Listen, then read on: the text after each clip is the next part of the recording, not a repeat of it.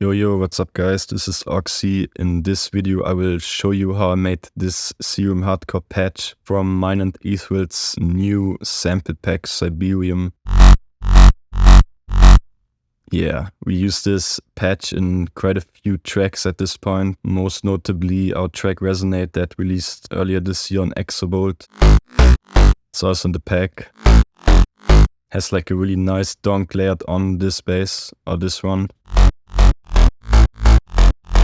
Has like this classic hands up Hitman type top layer on it too. And we also have it in this drop kit that's included in the pack. You get the stems and MIDIs for this.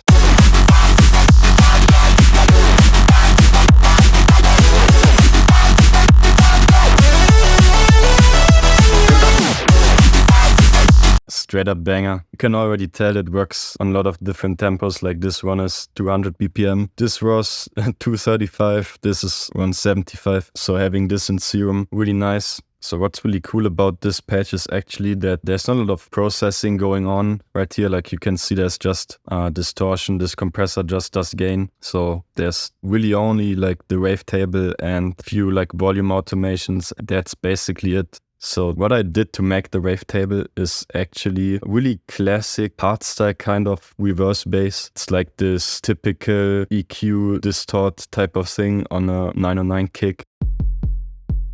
That's straight from the Roland 909 plugin. Starting off we have an EQ to just bump the low end a bit. Then we got the OxyClipDist, which is my exact replica of the Logic clip distortion. And as you might guess from this UI, this plugin is not actually finished. You can't get it right now. So if you got Logic, then of course you can copy the settings. If you don't have it, then there are some alternatives. None of them actually sound like the Logic clip distortion that well. But yeah, it's doing this tone stuff, a slight high pass filter driving quite hard right here, and also clipping.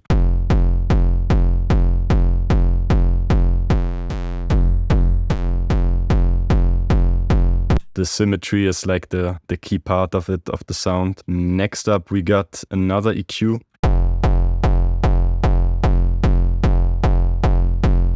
Really getting out the mids. This is like euphoric hardstyle kind of thing where they have like the mids boosted really high. They have a lot of character here. Also dipping the low mids a bit. And then we just go on distorting.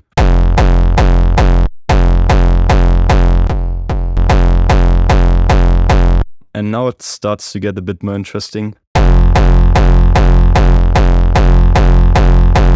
It's a really short reverb, as you can see, 0.1 seconds decay. This is the minimum setting. This one is actually really nice because it has this metallic sound to it. I really like that. This automation right here on the mix just gives it a lot of stereo info that's gonna get amplified a lot later in the chain. Bringing out the mids a bit more.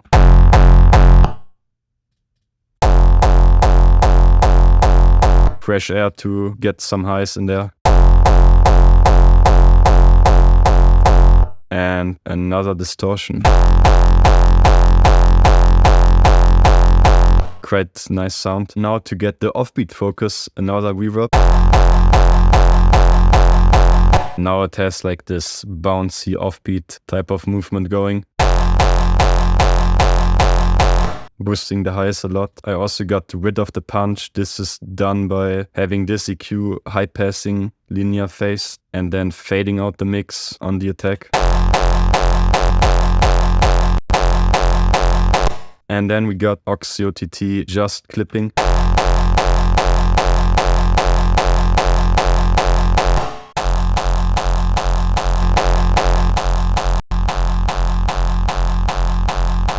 Now we get to the interesting part, which is the OxyOTT. Even though it's my plugin, I have to say this is like the best OTT plugin you can get. So if you use a lot of OTT, be sure to check that out. Yeah, we're using the filthy upwards right preset, which is an insane upwards compression preset. You can see the thresholds are like all the way to the top right here, and also does mid-side, really brings out that reverb.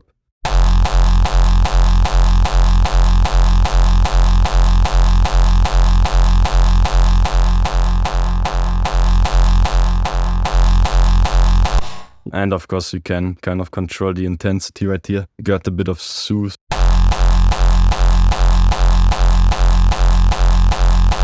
taking off some of that harshness, and it also mid-side mode, quite the low link, makes it even wider. Then the final corrective EQ.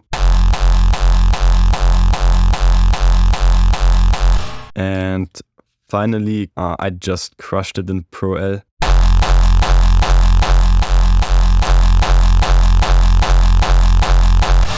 This might be a bit extreme, but I liked it on this sound. Also, I want to show you if we go back in OxyOTT. Right now we're using linear phase mode, so the phase relations between the bands stay the same. So it's a really transparent kind of crossover. If we actually disable that, you will hear that even this late in the chain, we get a huge difference in sound just from changing the crossover filter phase response.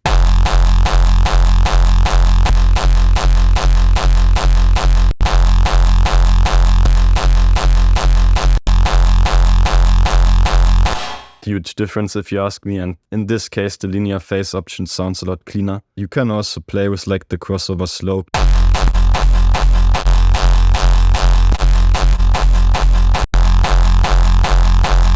Lots of options to even this late in the chain really change the sound a lot. Alright, so now that we got the bass, which is also in the pack, I'm going to show you how you can create a really nice wavetable from it for Serum or any other wavetable synthesizer. I guess what most people are familiar with is just importing the whole sample as a wavetable like this.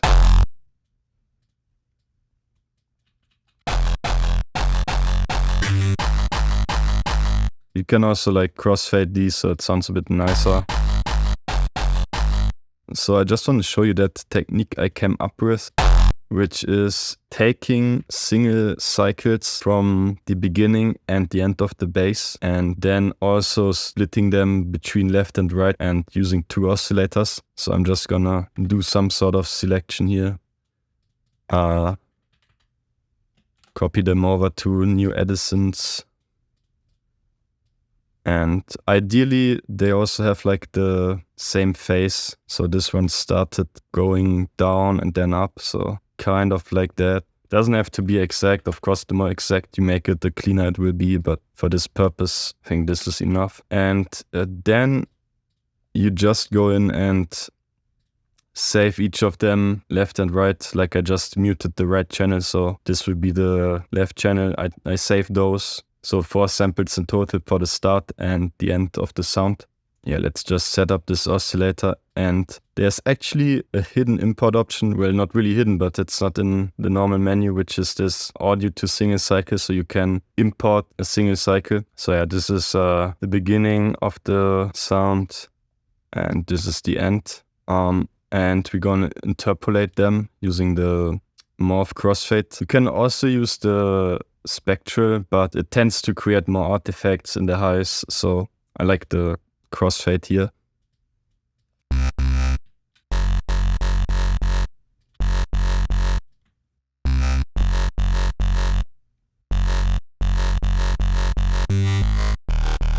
I think this is closest to like what we had in the other patch. Now doing the same for the other side, also panning this.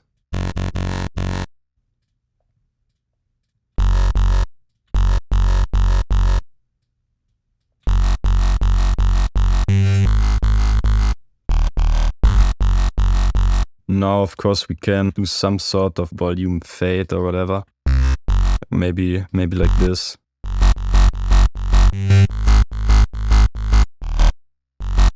I also like to add a bit of distortion. I like this one, the Sine Shaper.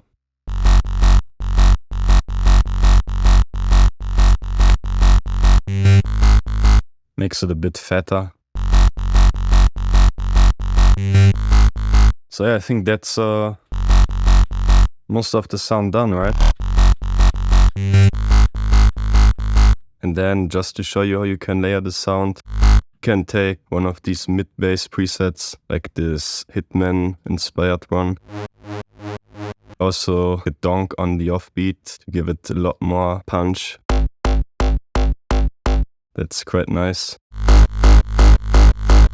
We can clean up the layers a bit because all of them have bass right now. So for the reverse bass, just took off some of the very lows because there was some kind of stuff near DC created from the clip distortion. cutting some of the highs. Also split band sidechain using shaper box. They're the same shape, but this one is just on 20%. Just to make sure the kick has a bit of space. And then just clipping it a bit. And getting rid of some of the harshness that's still in there. Of course, using the mid-side 50% link. Then for the mid layer, I just rolled off the bass again. For the donk, I rolled off a bit more.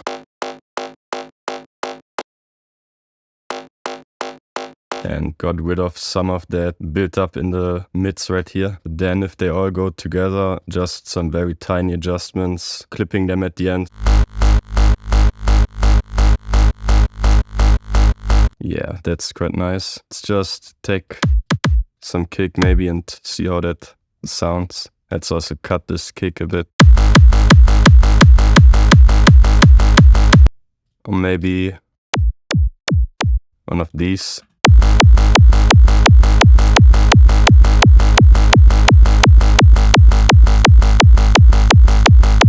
So yeah, I hope you learned something from this, and yeah, be sure to check out the pack for this patch and many more, and see you in the next one.